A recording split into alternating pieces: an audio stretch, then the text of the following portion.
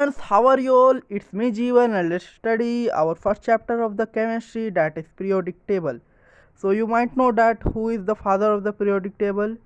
Mendeleev. Yeah, Mendeleev is the father of the periodic table because he had only established the periodic table in the well and defined form by using the atomic number. Yeah, and Davenier had invented the trade. You might know Newland was an scientist who had written a periodic table in the form of 8 rows and 8 columns that sit, and there was an Indian fluid song that was Sare Gama that had been inverted in this periodic table. You may know, and let us study the main things. What is periodic table? Periodic table is a tabular form of arrangement of the periods, group and periods. That is periods. Which are periods? You might know this one is period. The horizontal rows are periods. And what are groups? This wait, these are groups. You are knowing that, but this is good for your revision. So I had just said and revised your. So this is called in the periodic table, means the arrangement of the tabular forms of horizontal rows and the vertical columns are termed to be known as periodic table. So guys, is it clear?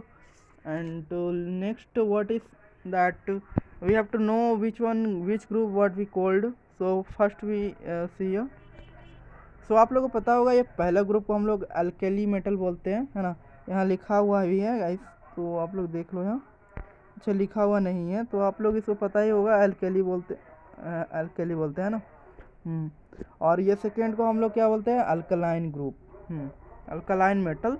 और इसको boron family, carbon family, nitrogen family, oxygen family, phosphorus phosphorus no, it's a halogen group. Yeah, and this one is last one is inert. Which one is inert? This one is inert gas, है ना। सो ये clear हो गया guys. और next पे क्या चलना है अभी हम लोग को? नेक्स्ट पे हम लोग को जानना है पीरियोडिसिटी क्या होता है ना। यहाँ मैंने लिख रखा है। तो पीरियोडिसिटी हम लोग का वो होता है जो हम लोग का रेगुलर इंटरवल पे रिपीट हो रहा है ना, चले आ रहा है, उसे हम लोग पीरियोडिसिटी कहते हैं। The properties that reappear at regular interval which due to its gradual variation increase और डिक्रीज कॉल्ड पीरियोडिसिटी, है ना।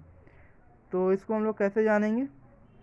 आप लोग को मैं यहीं आप लोग अच्छा एग्जांपल देता हूँ गाइस, है ना, ताकि आप लोग समझ सको। हाइड्रोजन का कितना होता है एटम? एक होता है ना। तो यहाँ आपका मतलब उसका वो बना दिया बीच में, और इधर है उसका एक इलेक्ट्रॉन, है ना, हाइड्रोजन का। सेल इसका छोटा है, तो फिर इसका लिथियम का कितना होता है? 2। तो ये थोड़ा बड़ा होगा। फिर नीचे जाओगे तो और बढ़ेगा, ऐसे ऐसे नीचे जाओगे तो बढ़ेगा सेल, है ना। तो जब हम लोग नीचे जा रहे हैं इधर, है ना, ग्रुप का डाउन द ग्रुप जा रहे हैं, तो हम लोग का सेल क्या हो रहा है? सेल इंक्रीज कर रहा है ना। सॉरी, मुझे माफ़ कर दो, गलती हो गई। सेल हम लोग का इंक्रीज कर रहा है। और हम लोग वैलेंसी है जो वैलेंसी हम लोग का सेम रह रहा है। वैलेंसी क्या होता है guys? The number of valence electrons which are required और that are removed to become the completely stable, or you can say that to be what? Outermost cell complete to attain the stability. That is the valency. So valency is remains same down the group का नीचे जाओगे तो valency same रहेगा, है ना। और अगर आप लोग इस तरह से जाते हो, इस तरफ जाते हो, तो आप लोग का वैलेंसी और क्या बोलते हो आपका जो था सेल तो आपका सेम रहेगा, है ना। सेल आप लोग का चेंज नहीं होने वाला है, आप लोग का वैलेंसी में चेंजेस आएगा। वैलेंसी क्या होगा? इस 1 से 4 तक इंक्रीज़ होगा, है ना, इंक्रीज़ होगा। उसके बाद गाइस आप लोग का होगा कि यहाँ डिक्रीज़ होने लगेगा। 4 के बाद जो जाओगे ना उधर, 4 के बाद उधर आप लोग का डिक्रीज़ होगा, है ना। तो ये बात समझ आ गई। मतलब देखो, यहाँ है अभी आपका वैलेंसी 1, यहाँ 2, यहाँ 3, है ना। 1 2 और यहाँ 3 है ना, और यहाँ 4 हुआ, 4 के बाद यहाँ 3 होगा। देखो वेट मैं आप लोग को एक एक करके बताता हूँ। यहाँ क्या है सर, 1 है, इसमें क्या है सर, इसमें 2 है, इसमें क्या है, 3 है ना, और इसमें 4 है। 4 के बाद आप लोग का यहाँ 5 नहीं होने वाला है, आपका बैलेंस इलेक्ट्रॉन 5 होगा है ना, लेकिन आप लोग का वैलेंसी 3 हो जाएगा, यहाँ वैलेंसी 2 हो जाएगा, यहाँ 1 हो जाएगा है ना, 1 हो जाएगा, और लास्ट में आप लोग का 0 हो जाएगा। तो ये बात आप लोग सभी को क्लियर है। तो नेक्स्ट पे चलते हैं हम लोग। तो यहाँ मैंने देखो अब बता भी दिया हूँ, डाउन द ग्रुप जाओगे तो सेल इंक्रीज होगा, लेफ्ट टू राइट जाओगे तो रिमेन सेम रहेगा। अब वैलेंसी का बात करोगे तो ग्रुप में अगर नीचे जाओगे तो वैलेंसी सेम रहेगा, और अगर लेफ्ट टू राइट जाते हो पीरियड का तो वैलेंसी इंक्रीज 4 तक करेगा, फिर डिक्रीज करेगा। वो मैंने आप लोग को एग्जाम्पल अच्छी तरीके से बता भी दिया है ना। तो आप लोग को समझ आ गया होगा, आई होप डैट। और इधर पीरियोडिक प्रॉपर्टीज़ क्या क्या है गाइस, इसका देखो पीरियोडिक प्रॉपर्टीज़ आप लोग का, इसमें 6 पीरियोडिक प्रॉपर्टीज़ है ना, है तो देखो यहाँ मैं दिखा दे रहा हूँ आप लोग को, 6 पीरियोडिक प्रॉपर्टीज़ है, तभी सबको पढ़ने वाले हैं। तो एटॉमिक साइज क्या होता है गाइस, एटॉमिक साइज आप लोग का वो होता है जो आपका न्यूक्लियस का डिस्टेंस से लेके लास्ट सेल और द लास्ट ऑर्बिट तक का दूरी को हम लोग क्या कहते हैं, पीरियोडिक एटॉमिक साइज बोलते हैं। इसको एटॉमिक रेडियस भी बोल सकते हो guys. The distance between the nucleus and the last cell of the atom is called atomic size.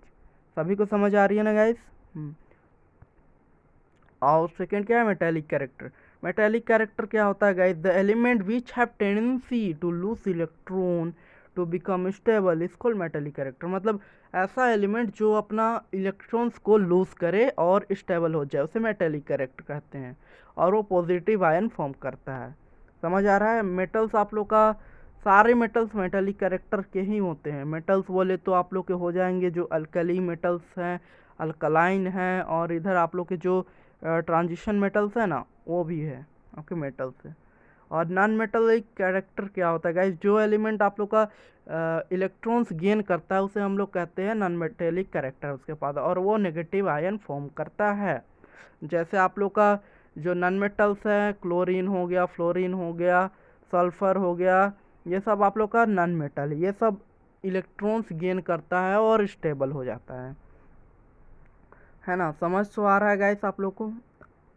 Ionization potential क्या होता है गाइस, आयोनाइजेशन पोटेंशियल वो होता है जहां हम लोग का एनर्जी हम लोग निकलता है या रिलीज होता है जब हम लोग कोई एलिमेंट्स के इलेक्ट्रॉन्स को हम लोग उसको रिमूव करते हैं, और उसको स्टेबल करने के लिए हम लोग जब उसके इलेक्ट्रॉन्स को रिमूव करते हैं तो जो एनर्जी रिलीज होता है उसको हम लोग आयोनाइजेशन पोटेंशियल कहते हैं। इसको एक बार और मैं बोल दे रहा हूँ कि मतलब जो एनर्जी हम लोग को लग रहा है किसी एलिमेंट के इलेक्ट्रॉन्स को रिमूव करके उसे पॉजिटिव आयन में बनाने के लिए, तो उसे हम लोग आयोनाइजेशन पोटेंशियल कहते हैं। समझ आ गया गाइस।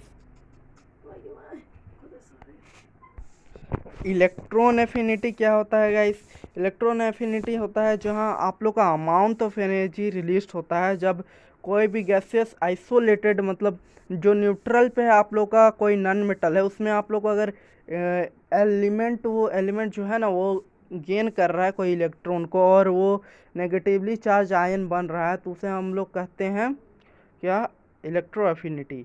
तो इलेक्ट्रॉन एफिनिटी में आप लोग का मेनली होता है कि आप लोग का एनर्जी उसमें रिलीज़ होता है। रिलीज़ क्यों होता है, क्योंकि वहाँ इलेक्ट्रॉन का गेन हो रहा है और उसे हम लोग नेगेटिवली आयन में कन्वर्ट किया जा रहा है, इस कारण वहाँ एनर्जी रिलीज़ होता है, उसको इलेक्ट्रो एफिनिटी कहते हैं। और इलेक्ट्रोनेगेटिविटी क्या होता है guys, the tendency of an atom in a molecule to attract the share pair of electron towards itself is term to be known as electronegativity.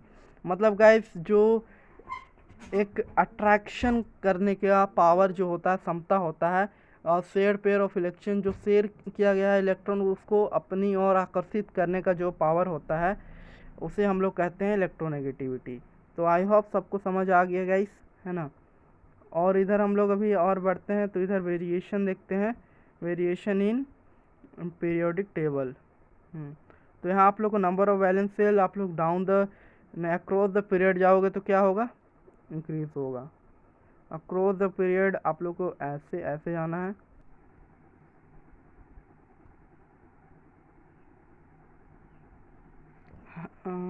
So guys, अगर आप लोग नंबर ऑफ वैलेंस इलेक्ट्रॉन्स का देखोगे तो इधर अगर आप लोग अक्रॉस द पीरियड जाओगे तो इंक्रीज होता है वैलेंस इलेक्ट्रॉन, और डाउन द ग्रुप जाओगे तो सेम ही रहता है। सो एटॉमिक साइज का देखोगे तो एटॉमिक साइज अगर आप लोग अक्रॉस द पीरियड जाओगे तो वो डिक्रीज़ होता है। क्यों डिक्रीज़ होता है? क्योंकि वहाँ न्यूक्लियर चार्ज जो होता है गाइस वो इंक्रीज़ करता है, तो आप लोग का एटॉमिक साइज जो है वो डिक्रीज़ करेगा, क्योंकि वो अट्रैक्ट करता है इलेक्ट्रॉन्स को अपनी ओर, तो उसका एटॉमिक साइज डिक्रीज़ हो जाता है। और अगर आप लोग डाउन द ग्रुप जाओगे तो उसका एटॉमिक साइज इंक्रीज़ करता है। Ionization energy across the period increase और down the group decrease. Ionization energy आप लोग का अक्रॉस द पीरियड जाओगे तो इंक्रीज होगा और डाउन द ग्रुप जाओगे तो डिक्रीज होगा। ऐसा क्यों? क्योंकि आप लोग का एनर्जी उसमें ज़्यादा रिलीज होता है, और इधर जाओगे डाउन द ग्रुप जाओगे आप लोग तो उसमें आप लोग का सेल बड़ा होता है, तो उसमें आप लोग को कम एनर्जी लगता है रिमूव करने के लिए। और अक्रॉस द पीरियड जाओगे तो आप लोग का सेल एकदम छोटा होता है या एटम ही बहुत छोटा होता है, तो उसको रिमूव करने के लिए ज़्यादा एनर्जी लगेगा, तो ऑब्वियसली एनर्जी इंक्रीज होगा। मेटेलिक कैरेक्टर डिक्रीज होता है अक्रॉस द पीरियड और डाउन द ग्रुप इंक्रीज होता है। Non metallic character across the period increase होता है और डाउन द ग्रुप डिक्रीज होता है। इलेक्ट्रॉन एफिनिटी आप लोग का इंक्रीज होगा और इधर डिक्रीज होगा down the group. Electronegativity increase करता है अक्रॉस द पीरियड और इधर डिक्रीज होता है।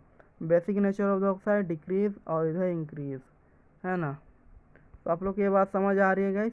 और मेल्टिंग पॉइंट क्या होता है? मेल्टिंग पॉइंट आप लोग का एक पॉइंट जहाँ आप लोग का जो मेटल है या फिर नॉन मेटल वो बॉइलिंग करना बॉइलिंग मेल्ट हो जाता है पूरा, है ना। तो इंक्रीज फ्रॉम 1 टू ग्रुप 4 तक इंक्रीज करता है, फिर डिक्रीज करता है। और डाउन द ग्रुप में आप लोग का वो 1 से 1 और 2 डिक्रीजेस, मतलब ग्रुप 1 और 2 में डिक्रीज करता है, उसके बाद 3 और 4 में भी डिक्रीज करता है, और 5 और 7 में इंक्रीज कर जाता है। Boiling point increase from group 1 to 4 and then decreases, है ना। तो बॉइलिंग पॉइंट 1 से 4 तक इंक्रीज करेगा, फिर डिक्रीज हो जाता है। उसके बाद इधर ग्रुप 1 और 2 डिक्रीज करेगा, 3 और 4 भी डिक्रीज करेगा, 5 to 7 वो इंक्रीज करता है। ऑक्सीडाइजिंग नेचर इंक्रीज करता है अक्रॉस द पीरियड और डाउन द ग्रुप डिक्रीज करता है। रिड्यूसिंग नेचर डिक्रीज करता है अक्रॉस द पीरियड और डाउन द ग्रुप इंक्रीज करता है। सो गाइस, अगर आप लोग वीडियो समझ आया और अगर वीडियो अच्छा लगा तो लाइक करो, और मिलते हैं किसी नेक्स्ट वीडियो पे। बाय बाय मेरे प्यारे भाई लोग।